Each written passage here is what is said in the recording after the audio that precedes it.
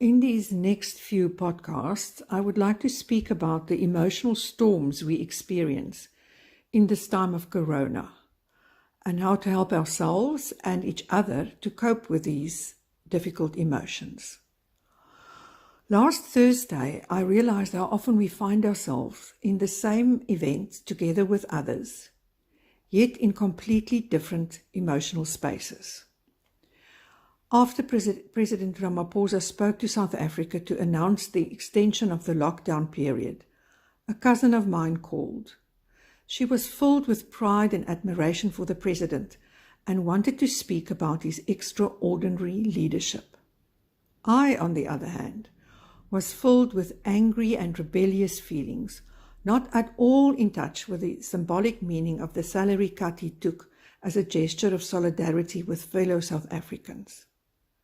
Somewhere in the back of my rational mind, I understood that the root of this lack of appreciation for the president's sacrifice was my own worry and my concern about the financial implications of the extended lockdown in my life. My angry emotions had nothing to do with the president. I also understood that the extension was inevitable. In fact, I actually expected it. Yet when it happened, I felt swamped by frustration and helpless anger.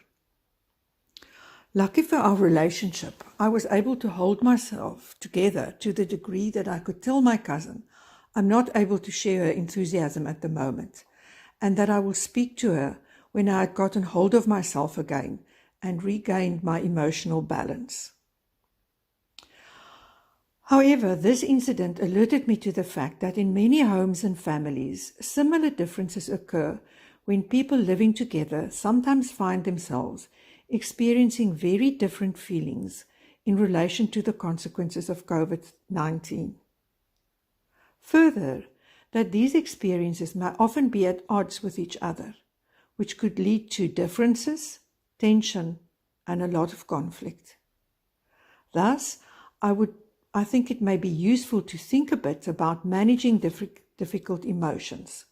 Firstly, one's own difficult emotions, and secondly, how one could best respond in a helpful way when others sharing your space are struggling with their feelings.